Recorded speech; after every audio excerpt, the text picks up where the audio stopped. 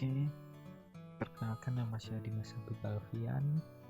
Mengenai tugas ekonomi kreatif dari Pak Rizky ya, saya akan membuat sebuah video yang menceritakan kisah inspiratif dari seorang Walt Disney. Pasti kalian sudah tahu semua kan, Walt Disney itu bekerja di bidang apa? Oke, Walt Disney bekerja di bidang studio animasi yang dulunya adalah studio kecil, sekarang sudah menjadi studio yang terkenal di mata dunia. Bahkan beberapa kartunnya masih dikenang sampai sekarang dan masih terkenal ya. Di sini saya akan bahas 4 topik mengenai kisah inspiratif dari seorang Walt Disney. Yang pertama, saya akan membahas tentang kisah Walt Disney itu sendiri, serta data-data kelahiran, tempat tinggal, dan sekolah dari seorang Walt Disney. Yang kedua adalah tentang penghasilan yang dicapai Walt Disney dari nol hingga terkenal sampai sekarang.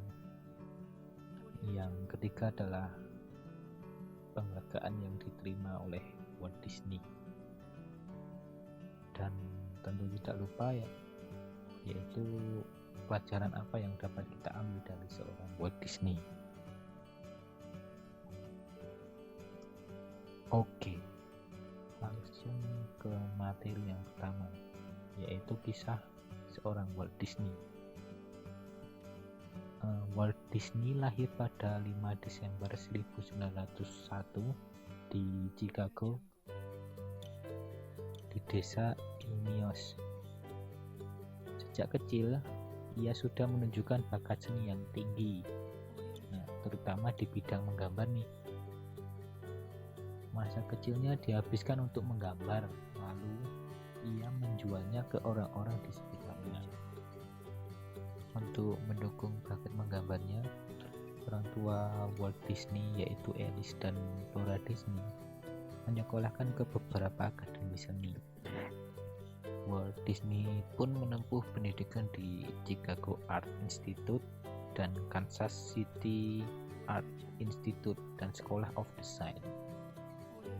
Singkat cerita saja nih, setelah Walt Disney sekolah di beberapa perguruan ya, ia pun mulai mengawali karirnya dengan membuat studio animasinya sendiri. Meski berstatus sebagai kartunis dan ilustrator berbakat yang menempuh pendidikan formal di berbagai bidang seni ya, tapi karir Walt Disney tidak serta-merta mulus. Ia mendirikan sebuah studio animasi bersama dengan beberapa temannya tak lama setelah lulus sekolah. Studio animasi ini namun gagal total karena meski Disney menciptakan banyak tokoh kartun, tidak ada satupun dari mereka yang laris di pasaran. Alhasil, ia harus menghadapi pengadilan karena hutang-hutangnya dan usahanya dinyatakan bangkrut pada waktu itu. Beberapa tahun setelah studio kartunnya bangkrut, ia malah mendapatkan kabar bahwa jika teman-temannya di studio dulu mencuri kartun-kartun ciptaannya dan mengklaim bahwa itu adalah patennya. Hal ini pun hampir membuat Disney frustasi. Namun ia bertekad untuk tidak menyerah dan berjanji pada diri sendiri jika ia akan menciptakan tokoh kartun yang lebih baik dari kartun-kartun lamanya dan akan membuatnya terkenal di seluruh dunia.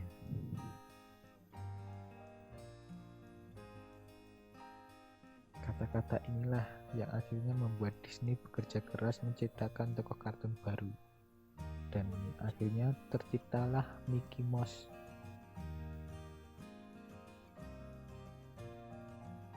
Yang merupakan versi baru dan versi lebih baik dari tokoh kartun bernama Oswald the Lucky Rabbit yang hak patennya dicuri oleh kawan-kawannya dulu. Jika kita perhatikan, Mickey Mouse dan Oswald terlihat sama, hanya saja Oswald bertelinga lebih panjang karena ia adalah seekor kelinci. Walt Disney pun yakin Mickey akan lebih sukses daripada Oswald karena Mickey diberi kepribadian yang lebih energik dan memiliki suara yang khas. Ternyata suara Mickey Mouse yang sering kita kenal sebagai suara yang berciri khas itu diisi oleh Walt Disney itu sendiri. Disney pun kemudian membuat 2 film kartun pendek sekaligus yang berisikan Mickey Mouse sebagai tokoh utamanya. Kedua film ini diberi judul Plan Crazy dan The Galloping Gazoo. Namun, kedua film ini masih berformat silence film atau film tanpa suara. Distributor film menganggap kedua film animasi ini tidak menarik dan menolak untuk menayangkannya. Namun, Walt Disney tidak menyerah. Ia bertekad untuk membuat Mickey terkenal dan ia rela membayar biaya produksi yang mahal untuk membuat film dan suara efek-efek di animasinya. Film ini pun dibuat dengan judul Steamboat Willie dan tak hanya Mickey yang berbicara, tapi juga ditambahkan dengan musik dan efek suara. Alhasil, film ini laris di pasaran dan langsung membuat Mickey Mouse serta Walt Disney terkenal di hampir seluruh penjuru dunia. Nah, sampai situlah cerita inspiratif dari seorang Walt Disney, dan ini beberapa pendapatan yang diraih oleh Walt Disney setiap tahunnya, yaitu sekitar 30 miliar US dollar. Dan inilah beberapa penghargaan yang diraih oleh Walt Disney.